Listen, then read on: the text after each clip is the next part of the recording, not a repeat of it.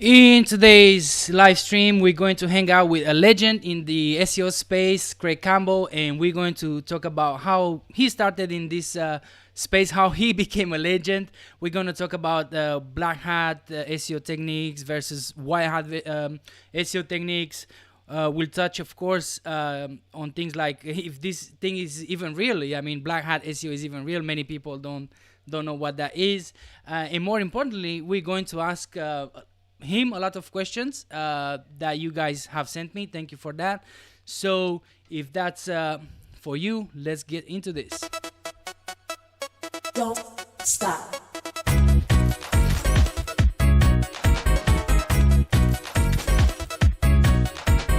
Don't stop.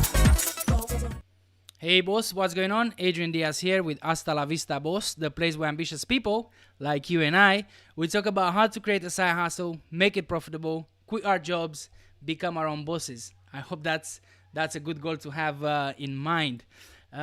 So welcome to Hasta La Vista Boss, Craig. How's it going, buddy? Yeah, all good. Thank you very much for the kind introduction. I do appreciate it. It's awesome to have you on. Like we were talking before going live, I was really excited to chat with you for many reasons because I've seen you in many places. I've seen you on SEM Rush webinars. The big scenes on SEO conferences like Chiang Mai and other places. So I hope we're gonna get something juicy out of this live stream. Hopefully, people we're gonna learn something new. And before I move on, I want to welcome everybody here in the chat. If you guys have any questions, please drop them in the chat. We are going to try to make Craig answer even the most dirtiest secrets he has. So don't be shy, don't be shy. All right, so again, here's the music. This is the beauty of doing live streams. You press the wrong button and do something wrong. So Craig, like I was saying as well before we went live, I went to some places and posted about having the Craig Campbell legend with me, and some people are saying, "Who the fuck is this guy?" So, please tell us a little bit about how did you start it basically as well, and what do you do nowadays? So yeah, of course, there is going to be certain people out there who don't know who I am, and that's it. So that's their loss or their gain. I'm not sure, but basically, I have been in this industry for 18 or 19 years now. I can't actually remember, but I started out fiddling about with websites and thought I was a web designer, back in the day. I was really fucking bad though. But I was charging people for making websites, and I just found it really hard trying to learn code and shit. And I'm just like, fuck, this is not good, because I thought making money, making websites would be easy. So I started to dabble a bit in SEO, but it wasn't really that big a thing. And I was on forums called the SEO Chat Forum, and it's still about today, the SEO Chat Forum actually, and just started to learn there, just messing around, still doing websites. I was still employed by a company. It was all just kind of side hustle stuff, messing about in the background. And I went on to getting a few clients and left the day job. So I took the decision at some point, rather than, because I used to sit in the day job and I would start to get clients and I'd be sitting in the toilet on the phone, like whispering, like the boss must have thought I had some bowel problem. I'm like, yeah, I'll phone you later on, blah, blah, blah, blah. So I was earning as much in the side hustle than I was in the day job. And I made the decision to say, fuck this, go and work from home, as we all do. And worked from home for 4 or 5 years, just doing the freelancer thing and, getting a few members of staff. And then before I knew it, I got an office because I was struggling to motivate myself. at home and got an office. Then I got a sales guy, I got a content person, and before I knew it, I had a fucking agency. I had 17 staff, and I'm like, fucking hell, I didn't sign up for this.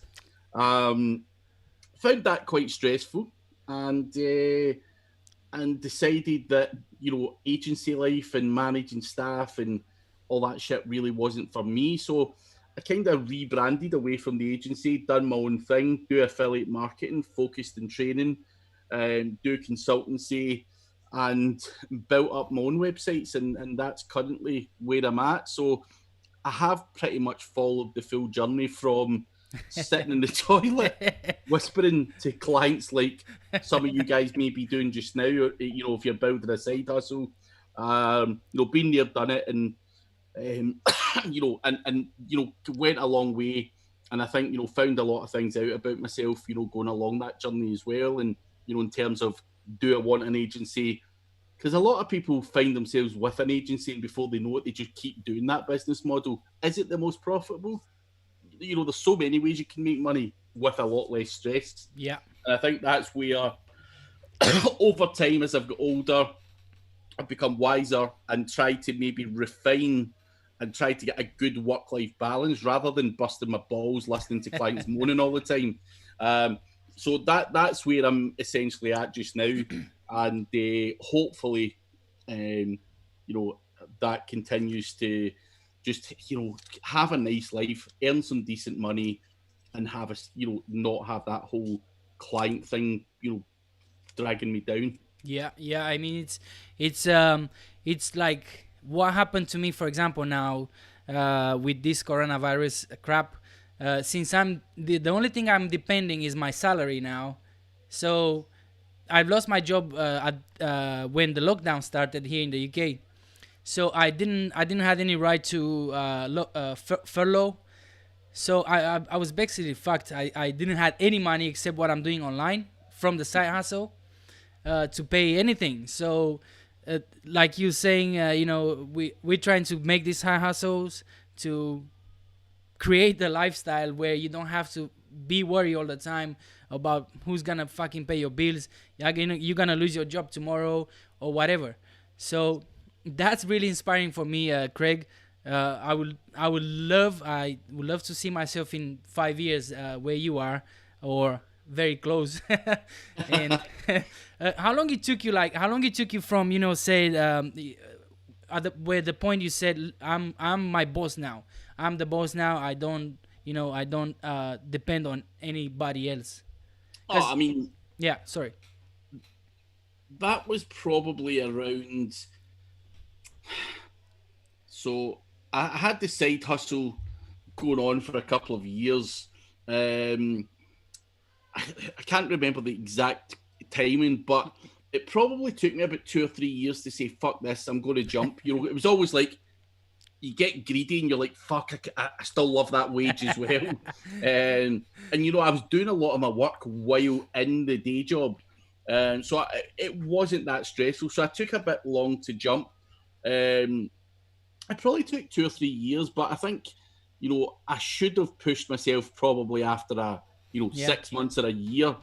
You know, I think the smart decision would be, once you earn enough that you're covering your salary and covering your base costs, then jump. Because, as I say, I was literally sitting in the fucking toilet running my business. You know, and could I have accelerated the process, you know, my progress and everything else, had I jumped quicker? Of course, the answer would be. So, you know, I was bogged down, and I found that quite stressful as well, trying to run a business from a fucking stinky toilet. So, yeah, probably took me a few years.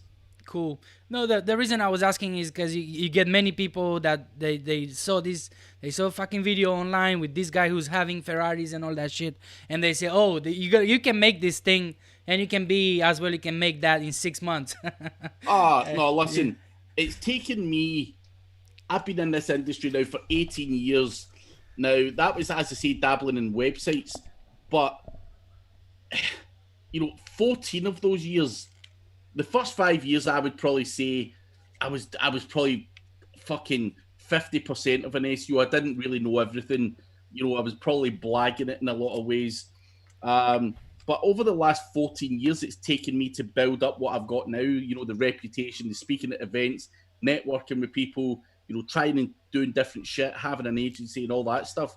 So, you know, I bust my balls for 14 years to be able to have, you know, the things that I've got. And I don't have a fucking Ferrari, by the way.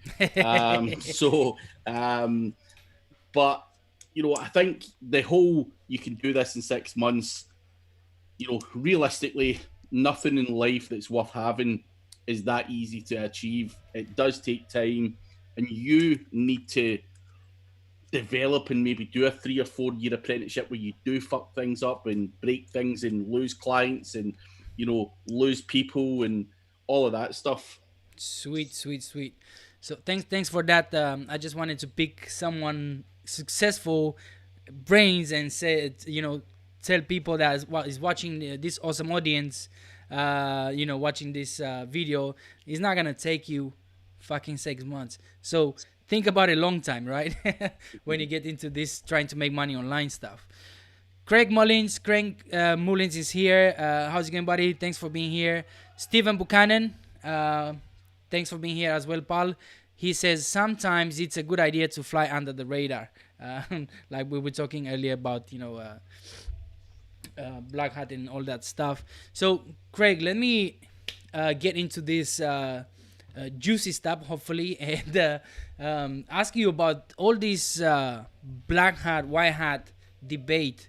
I mean, in my opinion, and I'm sure you have kind of the same vision, is nothing that we do in terms of SEO, well, at least most of it is not white hat, or maybe first should we say what the hell is black hat versus what the hell is white hat? I mean, listen, black hat, white hat's a silly debate. Just let's get that clear from the start. You know, for anyone who doesn't know what these things mean, white hat is the general thing that people will say that you should do when you're at the start of your SEO career. You know, write good content and Google will link to it. You know, all these links come naturally and all of this bullshit stuff. And, you know, you wait a long time and you'll be very fucking poor while you're waiting until you realize that that's not always the case. Now, the black hat can be a whole bunch of different stuff. Now, there's two, in my opinion, there's black hat and there's a different type of black hat. So you've got black hat dirty spammers who just, you know, use automation, use shitty automation tools, and they try and spin shit and, you know, build crappy links and all that stuff. That is outrageous spam. That isn't even black hat. It's not going to serve you any real benefit.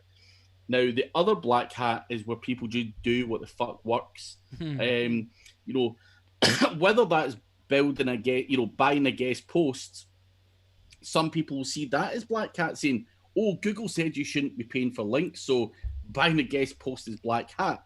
Now, on the flip side of that argument, Google say building one link is against their terms of service, but they have also released on many occasions that link building is still the number one ranking factor.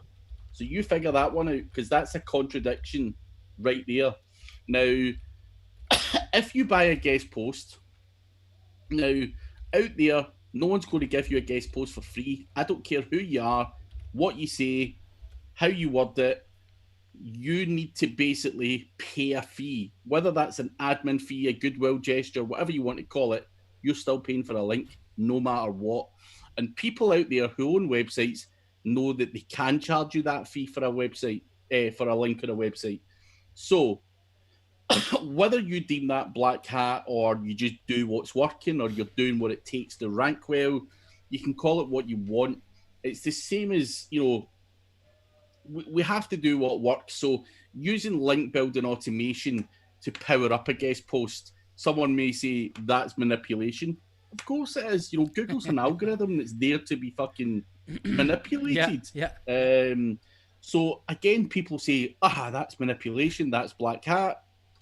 what I would say to anyone who asked that question, what else do you want me to fucking do? Will I sit back and let someone else do it and take all the fucking money? Or will I copy what that guy's doing and make some fucking money?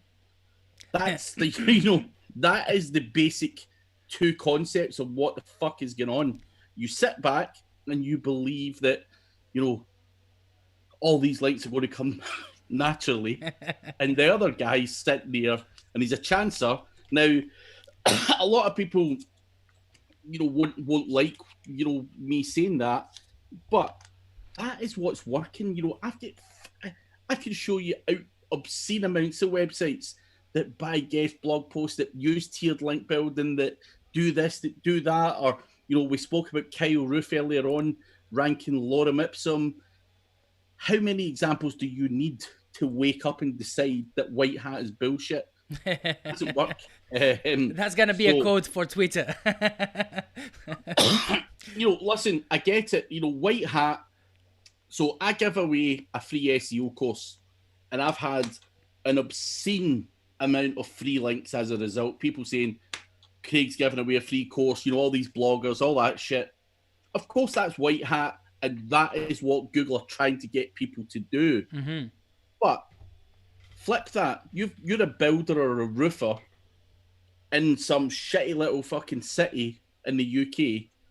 How are you going to get loads of people to link to your website?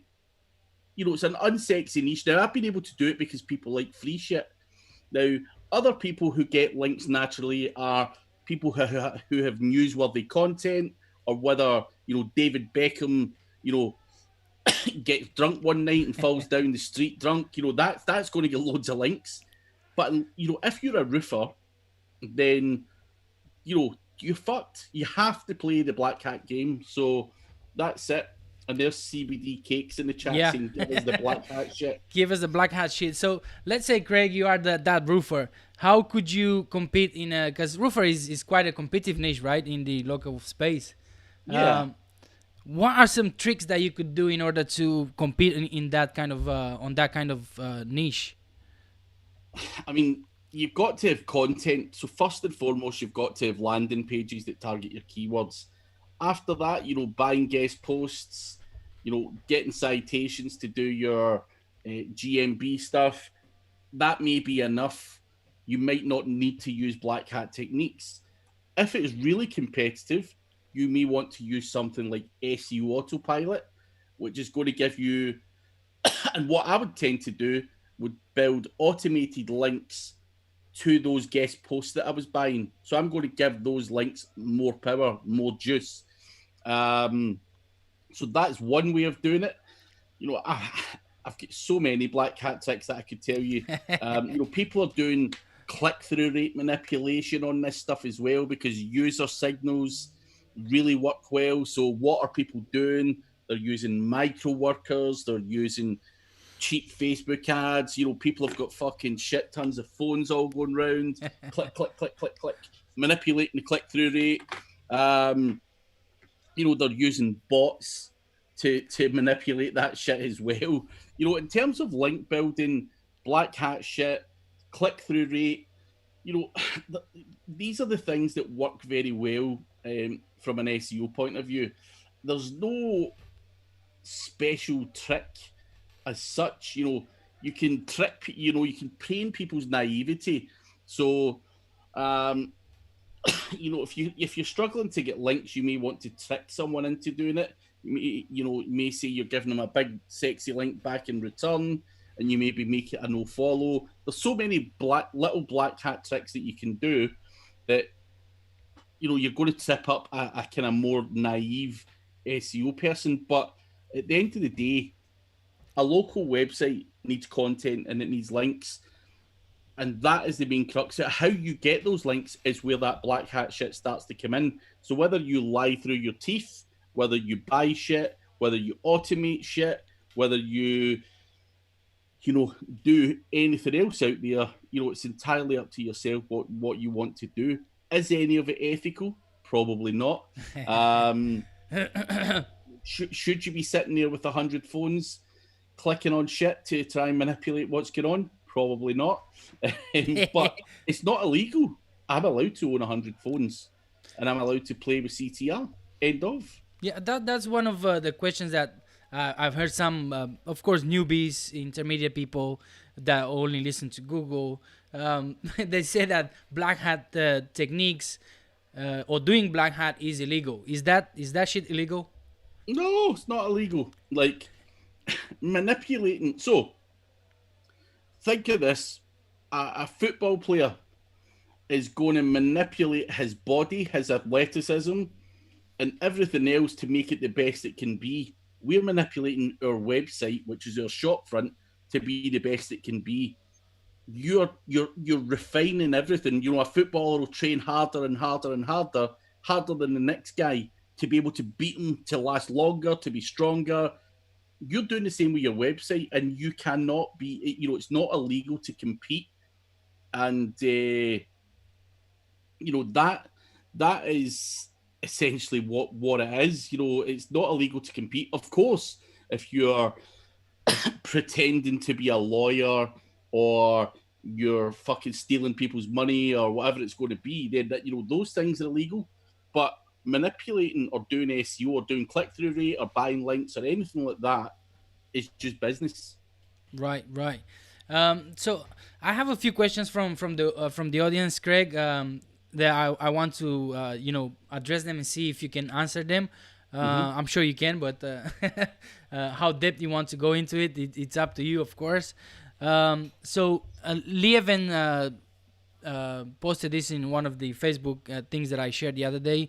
So he says that our competitor is first with about 20 domains, 301 redirected to their domain, and he has about 200,000 keywords indexed according to Ahrefs.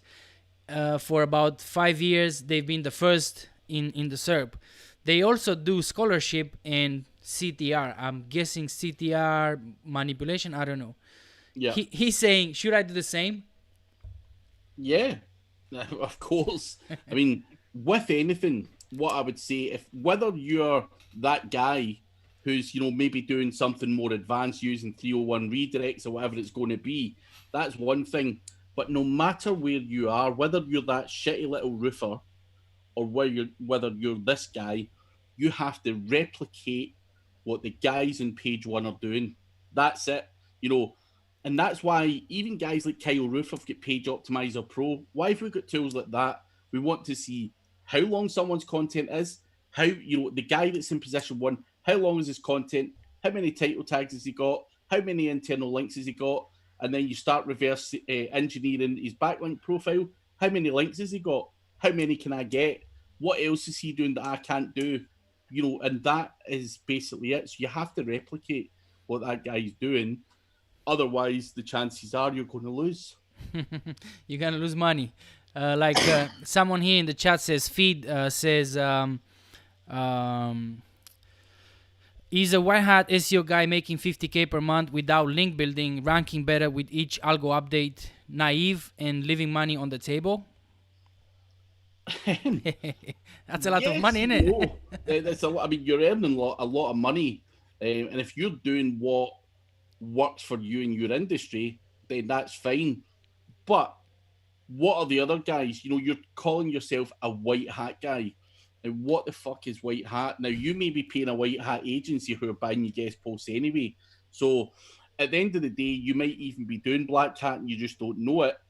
But if you're not doing any link building and you're making 50K a month and you're happy with that, there's no need to change. But if you're earning 50K a month and if you were going to build links and it made you 500K a month, then yes, of course, you'd be naive and leaving money on the table.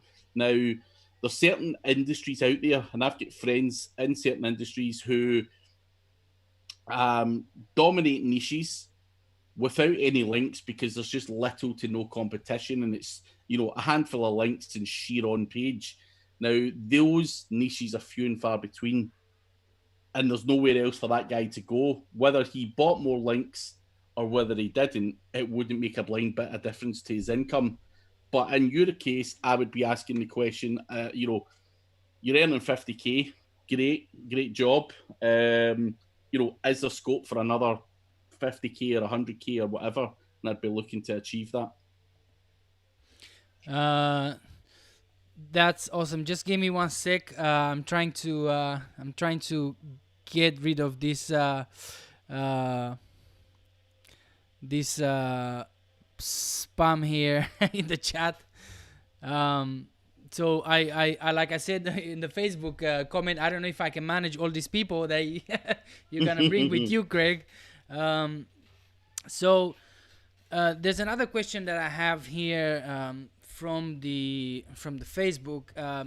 So Eric asked if we buy an expired domain and that domain used to have some content on it.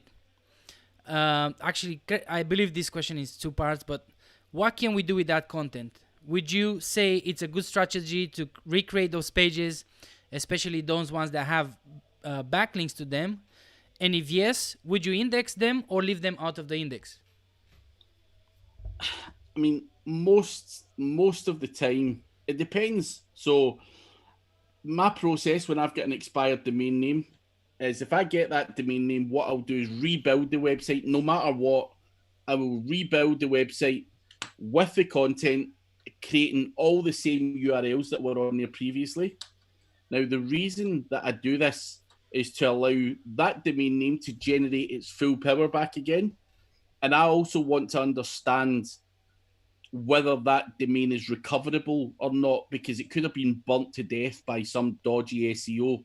So by putting it up for 2 or 3 months allows me to see if that domain can actually rank.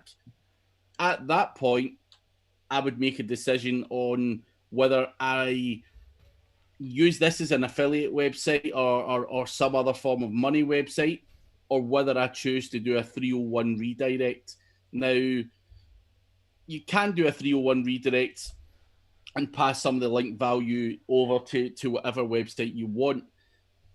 You know, you could build a PBN or a PBN / affiliate website, you know, whatever. And that is something you can do as well. So it really depends on your strategy, whether you want to go down building the PBN route, whether you want to make some money websites, or whether you simply just want to retain that link power and just do the 301 redirect. So it depends on your long-term strategy and goals. Personally, I think you're cutting your nose off to spite your face by simply doing a 301 redirect all the time. I think sometimes, you know, making more money websites or PBNs has a much longer term value. Yeah, I believe he's how do you call it? Because I know the guy, he wants to build those for Amazon websites or affiliate sites. So yeah, that's what that's what he's going to use it for. Would you say it's a good way to or it's a good strategy to point the domain versus to straight to the homepage or to a particular page, Craig? Again, that will depend on what you got. So, for example, if it's my website and I found an expired domain name that was about SEO training, I would most likely redirect that into the SEO training part of my website rather than the homepage.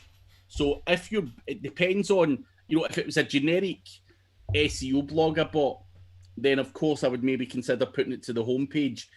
But if it's very specific to a page or a category on my website, then I would much more likely pass it to that particular section of the website.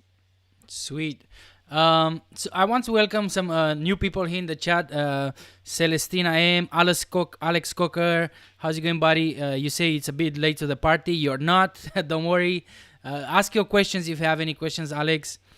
Pauline Hughes says, can you mention us? Of course I can. MD Faiz, Barney the dinosaur. Craig is asking, is Zoom open? Yes, Craig, if you want to join, I'll drop the link here. If anybody wants to ask a question directly to Craig, here's the link there. There's a minute of like a waiting time because I need to approve who can join or not. Okay, just hang in there. Alex says almost 2K, 2,000 people watching. Hit the like button. That would be awesome. Thanks, Alex, for that. Nora has a question for you, Craig. What is the advice you will give to someone that is just starting in the SEO? What pathway to go in start in terms of money?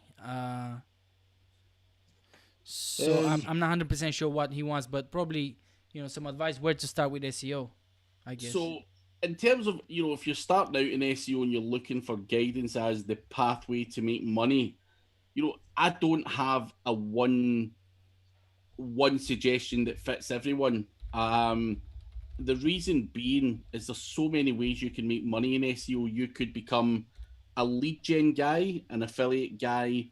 You could niche down and become a link builder. There's so many ways. I know guys that just do technical audits. That's all they do. I know guys who do reputation management. I know guys who are all out in affiliate. I know guys who only do consultancy. And I know guys who only build links or do outreach. So you can become a broad SEO guy, and it's going to take you years and years and years to learn everything about everything. If you want to make money fast, then I think learning a particular set of skills like link building and outreach, and fully focus on that, become obsessed with it, and become the best you can be at that given subject. And at that point, you have the ability to make money faster rather than trying to learn everything about everything, whether that be technical SEO, whether that be on page and off page. You might say, fuck it, I love writing. You could just be a content marketer at that point. So there's what I would say to anyone is try and do something you enjoy. There's no point in building links and making it a career if you hate it. I love gadgets and I love automation and I love tools and that's probably why I focus more on the automation and the Black Hat side of things. And I like having a computer and being able to push a button and watch it do the work for me. That gives me excitement. So what I'd say to you, Noor, is try and focus on something that you enjoy within the SEO industry. If you want to be an overall SEO consultant and everything else, it's going to be hard just starting out to make a lot of money. You're going to have to maybe mess around with some clients and potentially lie about how good you are and your experience levels, to get gigs, and that's hard. So, yeah, and that would be my advice. I would say, what's his name, Nor. Just go and check Craig's free trainings. He has very, very good trainings, especially for beginners. So go and check out the affiliate. I don't have the links with me, Craig. If you have, but I think they're on the website, right? Yeah, they're on my website, CraigCampbellSEO.com, so you'll be able to find them easy from there. So you're gonna find them here. The link in the description, the link to Craig podcast and other cool stuff that he has. You can find him in here on his website. So go and check that out. And to me, in my opinion, the easiest way to get started with online is to learn to make a website, rank it, and make money from affiliate. And then then from there you're gonna go all over the place. You can try some other stuff. Like I'm doing lead gen now. I'm not successful with it yet, but you can play with all this stuff. Craig, there's a question here from Albert. He said that he's a new subscriber to your channel because I shared the live stream on Facebook. He didn't know you before, but he wants to know what statistics to look for when buying expired domains, and what other things do you look at when you buy expired domains. I use a tool when I'm looking for expired domains called Spamzilla. Now, the reason that I use Spamzilla, so it's spamzilla.io. Now, the reason I'm telling you about this tool is it's like $37, but what it allows you to do is filter out a lot of different stuff. So it will give you your usual DR or trust flow and citation flow and all of that stuff. What it also gives you is a whole bunch of other stuff. How many inbound links, how many outbound links that website had. It's got a spam score. So Spamzilla basically have a inbuilt feature there where it will say the spam score of this website is pretty high because it's got loads of porn links or whatever. And at that point, you would be make a decision to say, there ain't no way I'm buying that domain name. Even though the metrics are high, it's been spammed to death. It's full of porn links. It's just not worth the money. So you can basically use your own ideas to what makes a good domain name. For me personally, I'm looking at DR and I'm looking to make sure that it's, not been spammed to death. And I'm looking for a decent backlink profile. What websites are, linking to that? And I'm looking for top class, powerful links that are going to that. Now, you may become a little bit more obsessed and say, I also like age, so I'm not going to touch something that's, under 10 years old or whatever. I don't see that as being an important metric, but some people might. So you can use Spamzilla to filter out what you think is important. But for me, the spam score, the backlink profile, and the DR are the three main things I'm looking for. Sweet. Do you look for do you look if that, or it makes any difference if that website is still indexed or not, Craig? No, because in a lot of cases, expired domain names are no longer live. So the chances are it's going to be de-indexed anyway. So 9 out of 10 are going to be de-indexed. But that's why when I said earlier, part of my process when I get an expired domain name is put something up on it, even if it's a crappy WordPress website, using the old content and the same URL structure, and try and get that power back quickly. Try and get it back into the index. That's why I do that. Oh, sweet. One question that it came to mind. I don't know if you answered this earlier when I asked about the recreating the pages. How do you recreate those pages? From you go to Web Archive and write them manually, or there's a sneakier way to do it than just. There's not a quick way to do it. Literally, you have to go to the Wayback Machine and copy and paste it. However, what I would highlight you to is beware, because a lot of guys go to the Wayback Machine, wait for domains to expire or de-index, and then they'll go and steal all the content from them. So that's a way of getting free content. That's a black hat strategy there. Wait for something to drop out the index because the domain's expired and go and fucking rip all the content off it. Publish it as your own. You get indexed for it. And then what will happen with you is if you were to buy that expired domain name and repurpose it as it was, it's not going to work because some other motherfuckers beat you to it and stole all your content. They beat you to it. So that's why sometimes when you buy an expired domain name, it doesn't work because some dirty dog has stolen all the content. So that's just another free content strategy if anyone wants it. Coolio. Here in the chat, Alex has a question. Do you have any specific link building options that you recommend?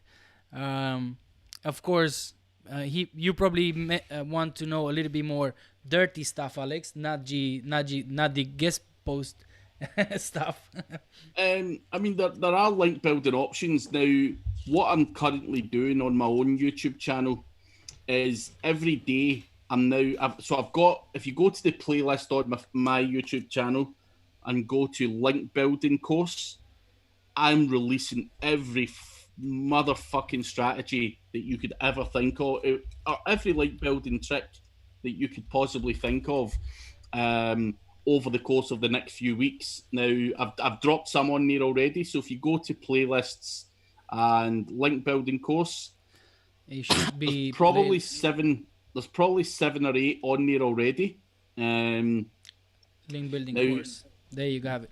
They will go from buying a guest post to broken link building to unbranded mentions, and it will go dirtier and dirtier and dirtier. So basically, over the next few weeks, I'll hope to have pretty much every single trick that I've ever came across, whether that's powering up, tier 2 links, whether that's using SEO Autopilot, whether that's using a bait and switch method. There's so many link building tricks I could talk about just now, but without visually showing you them, they probably wouldn't make a lot of sense. But that playlist over the next couple of weeks will have more and more content. I'm literally adding one video a day talking about everything. So that list will basically, and I've tried to make them all as short as possible so that you're not watching the same fucking, voice all the time talking shit. I've tried to just say, here's how you do it. See you later. Bye. That's it. So hopefully that helps. Definitely check out these guys. There's a link in the chat. I just dropped it there. I'll put the link in the description when I finish with this live stream. Then another question here in the chat we have from Andrei. He says, do you prefer back order domains or auction when using Spamzilla? So this is actually one of the videos I'm going to be releasing soon for the link building course. Personally, I would rather go to auction, because when it goes to back order, the chances of you winning that domain, are 1 in 10, maybe 1 in a million, depending on how many other people want that. Now, if that domain name's really fucking good, then you're fucked, because someone else is on that back order list, or they know how to manipulate that shit. You've got guys out there called drop catchers who know how to make sure that that domain goes to them rather than you. So to avoid that, I would rather go to auction. Failing that, and it was going to expire, I would be getting a drop catcher to say, what is the fee? And make sure that domain name's mine, because, just sticking in a back order, I'm not sure. Back order, you'll be lucky to get even a shitty domain on back order, something with very little power. There's so many people watching for the good, juicy stuff that you're not going to get that in back order. So 100% auction for me. Auction. Using GoDaddy for auction? Yes, Cool. In most cases, yeah. Cool. Feed says here, a huge knowledge bombs being released here. Thanks for sharing, Craig. No worries. Make sure you guys like that, smash that like button if you think this is helpful.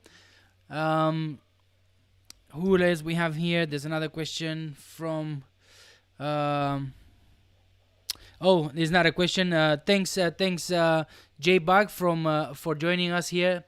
He says, sorry, I'm late, boss. That's fine, no worries. Thanks for being here. If you have questions, please drop them in there. Morality Site, hi host and everyone in the house. How's it going? Welcome to Hasta La Vista, boss. We're talking about white hat and black hat. So if you have dirty questions, please drop them in there. Craig, he says, you are killing it with content and video. Hey, Craig, what would you redirect your UK site to a .com? Why is your site ranking #1 for soggy biscuit here in San Francisco, California? No idea why it ranks for soggy biscuit, but why did I redirect my UK site to a .com?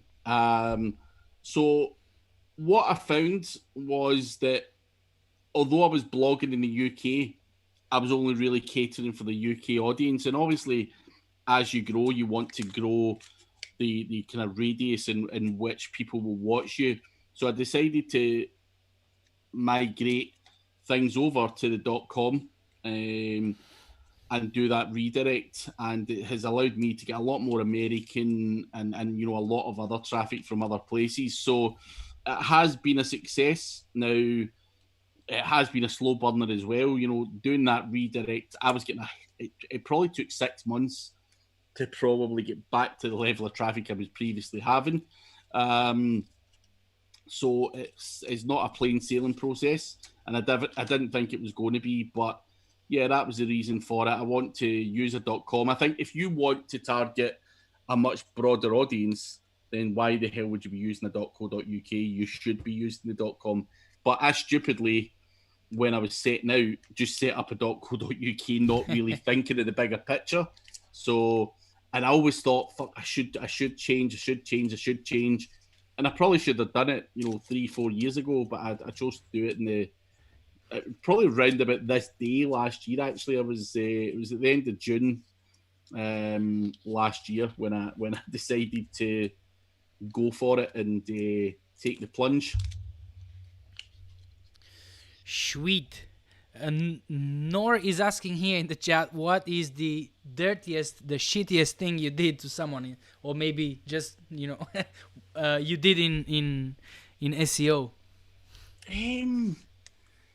There's a lot of them, to be honest. He's been a naughty boy, 20 years doing it. I'm not sure I want to say publicly too much about some of this stuff, but yeah, I played around, tried. I've made sure that people have had money pages de-indexed and stuff. I like playing about with that stuff. But dirtiest trick I've done in SEO.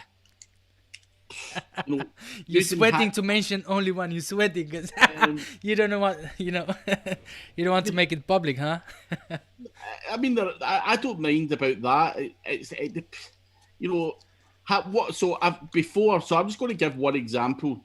I have used Pastebin to get email password dumps, which I've then used automation to find me hosting logins, and I've went on and placed some links on some websites. So that's as dirty as it probably gets. But yeah, I've done a lot of dirty shit, man. Like, there's just certain things I don't want to publicly admit. But you've got to try shit out, and I've tried a lot of different things. So yeah, I don't want to share any more than that. Well, like we were saying before we went live, I was saying like I went on Reddit and I post if you have questions to Black Hat, please drop them below. And some of those idiots there said like, who the fuck would share the Black Hat techniques? And of course, I don't expect that. I mean, no one in their right mind, they will share like publicly or the techniques or how to implement it, right? But we can talk about the concepts.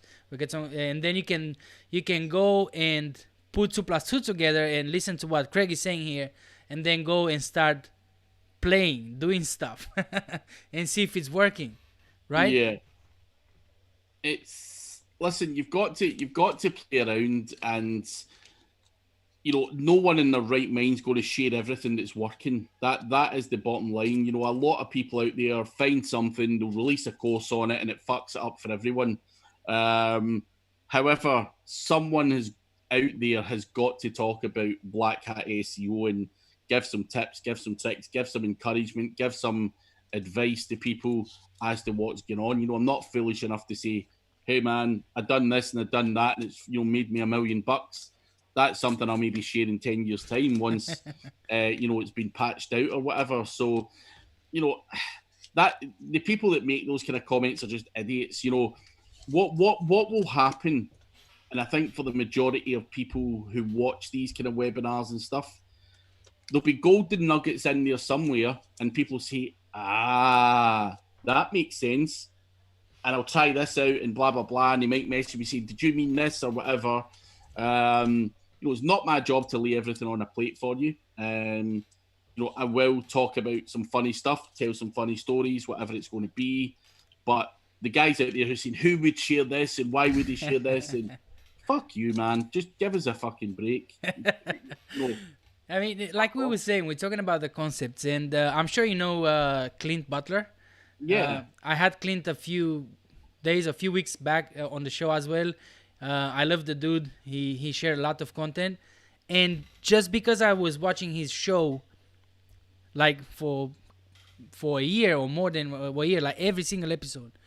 So it happened just like he was saying. I was watching one episode and said, and then 5 episodes later, and then I put together how to do negative SEO.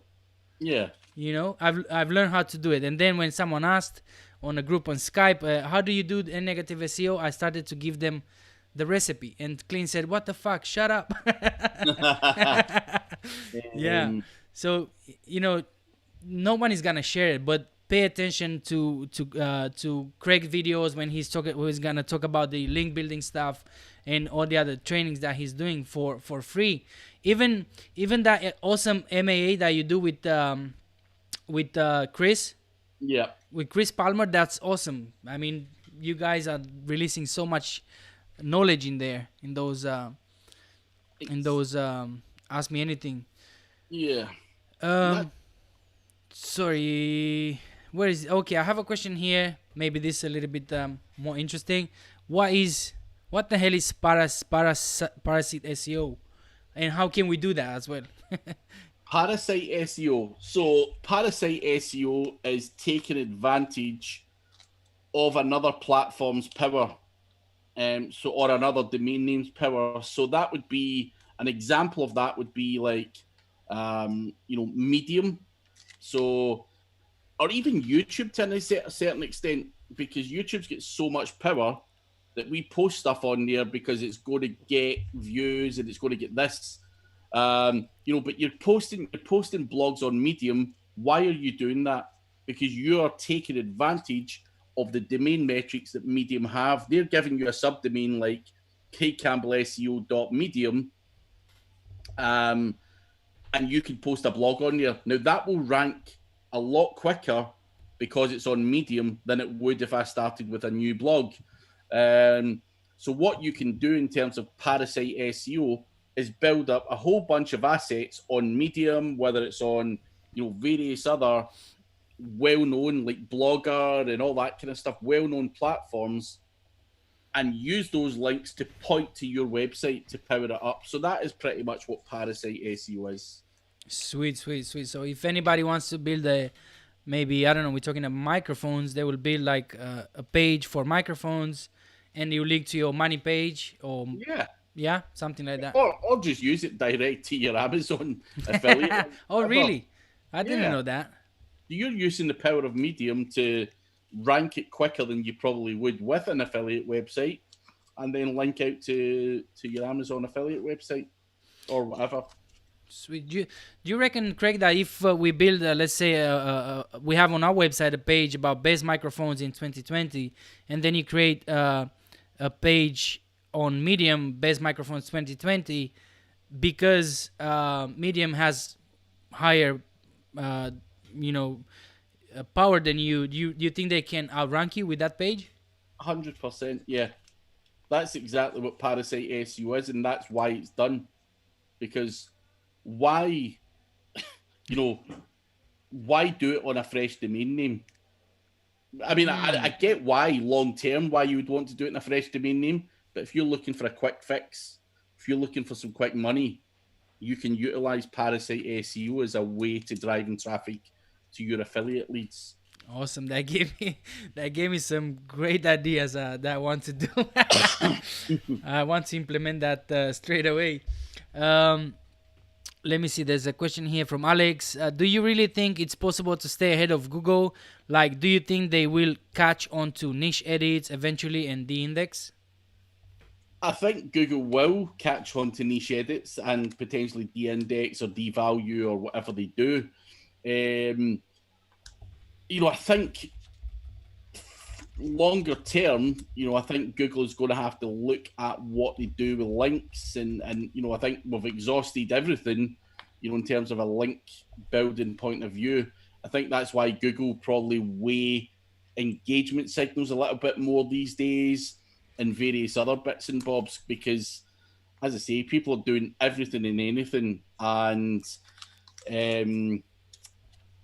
niche edits, if they aren't already, a lot of these kind of networks or sites are being penalised and whatnot, and it's not the first time that these kind of things have happened. So you're always constantly fighting, and Google are going to pull this, that, and the next thing away, and it's just going to be an ongoing slog. But where does it go next?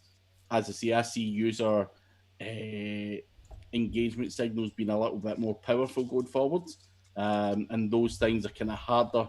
They're not hard to manipulate, but potentially they're just going to have to keep mixing the algorithm up and give less weight to links. I think that's where it's going to have to go. Craig, tell me please, how can we do? We were talking about this earlier. How can we do CTA manipulation? CTR manipulation. Yeah. So it depends on budget and all that stuff. CTR manipulation, what you're doing is trying to, make your website look popular. Whether that's you using your own mobile phone to go on there and sit on it and navigate about. Now, that's not going to make a huge difference. What you need is volume, and that's where budget comes in. So you might be able to throw some budget at things like micro workers, where you're basically paying a whole bunch of real people to click this, click that, stay there, click that, do this, do that.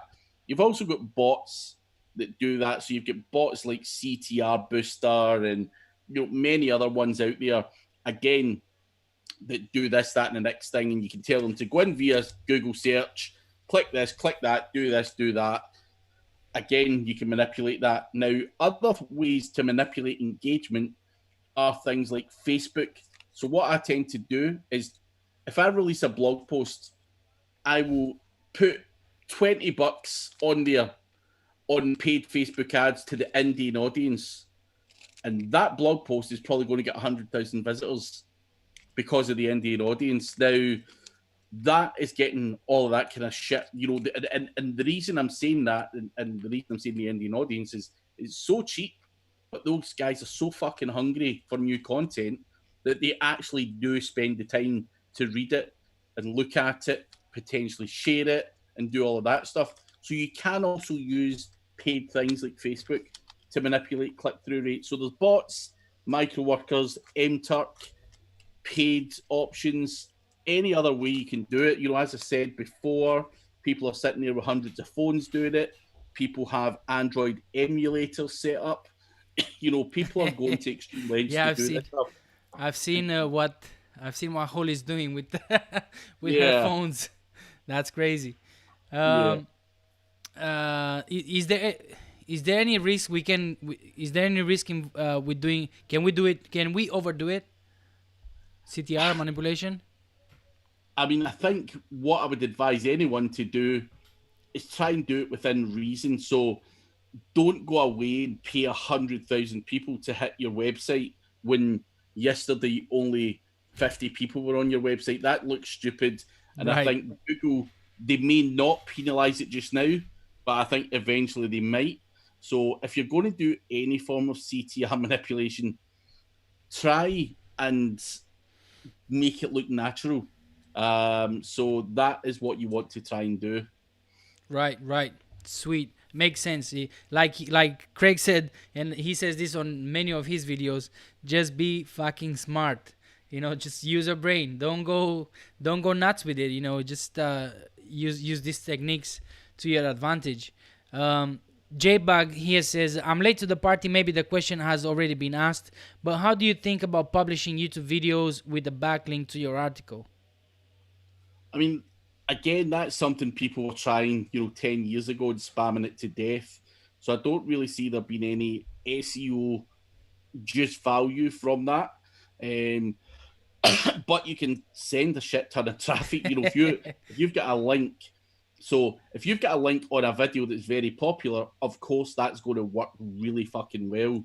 Now, is that going to have any SEO impact? Maybe not, because the YouTube stuff's all no follow, but the CTR and all that other stuff, then of course it has some SEO impact. So 100%, I would say, do it as part of your strategy. I do it, so why not?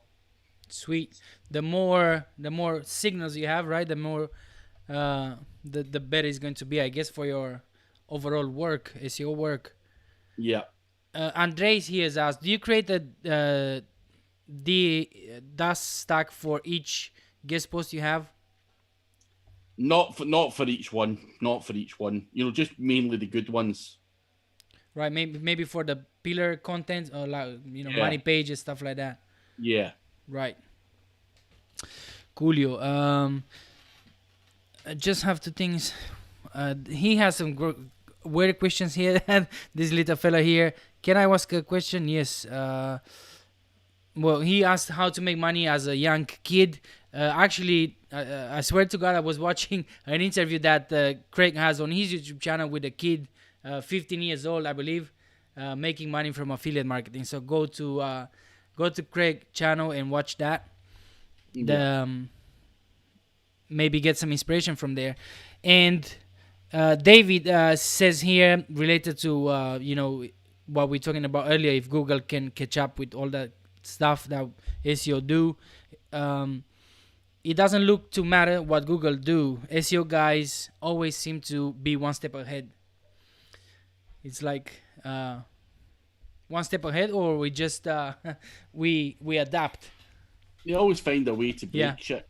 So There's always a door that you can find, right? yeah.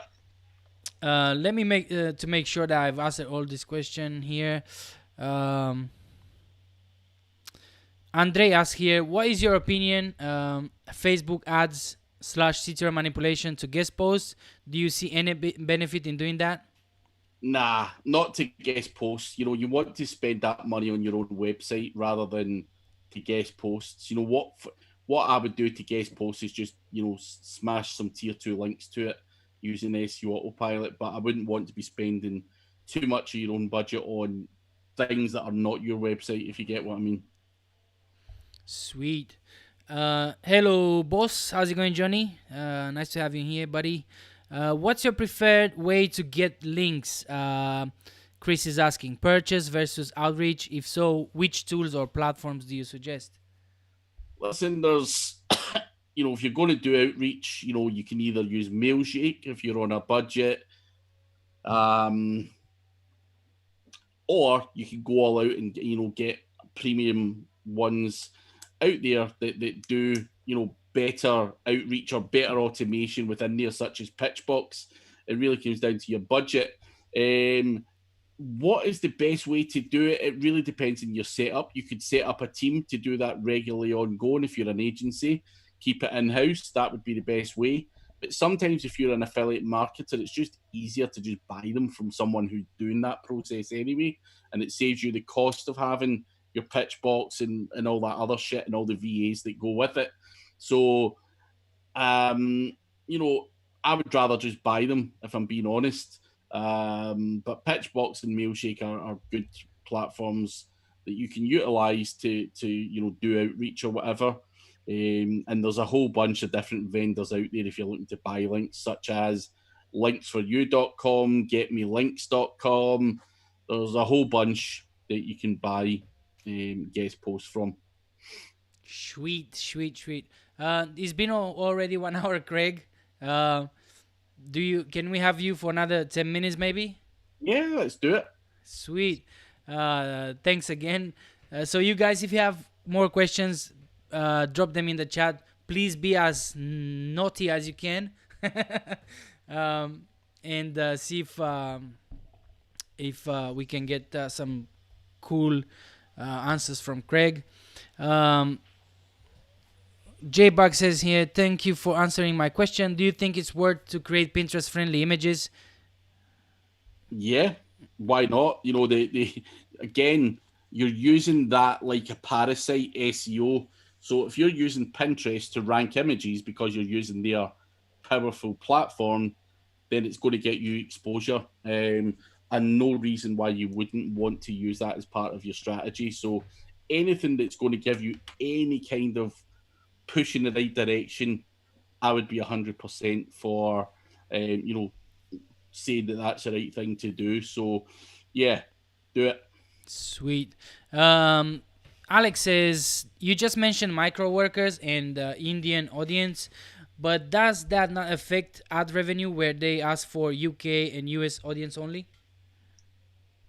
I mean, it depends. That would depend on what you were using micro workers for. We're talking about CTR manipulation from an SEO point of view, not CTR to try and make ad revenue. From an SEO point of view, what you want is click-through rate and engagement. Now, on microworkers, you can specifically talk.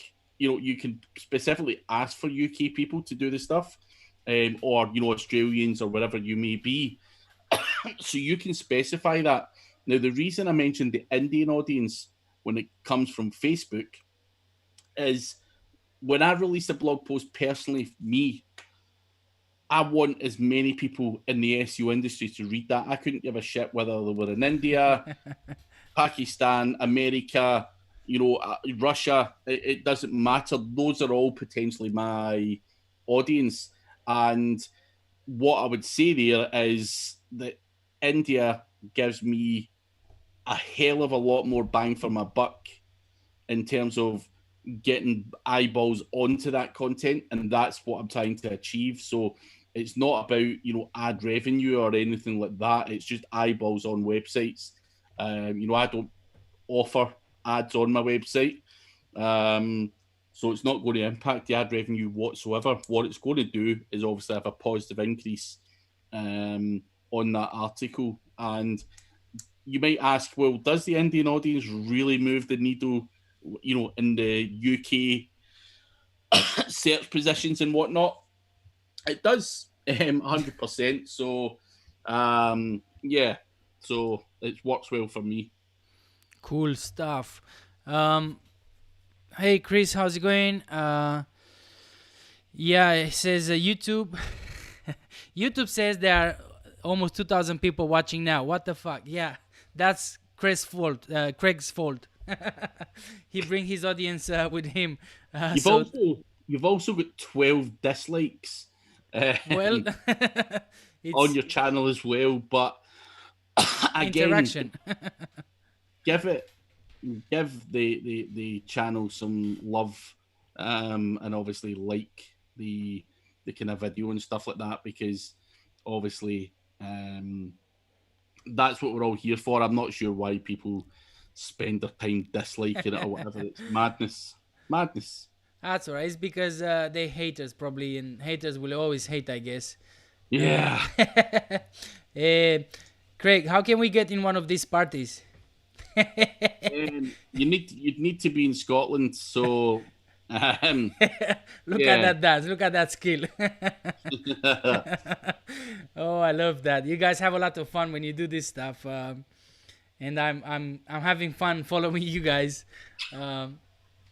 So if you guys don't have any more questions, I've asked all my questions that people have sent me, and I hope Craig, answered all the questions.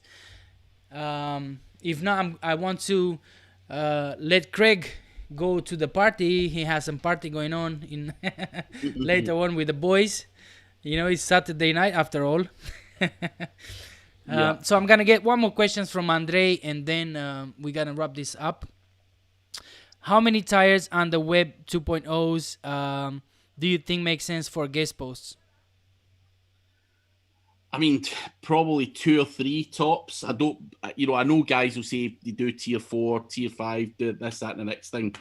I only really do tier 2 or tier 3. That's it, no more. Sweet. Do you have? I don't know if you have a Facebook group. Do you have a Facebook group, Craig, that people can follow? Yeah. So you can go to Craig Campbell SEO Training.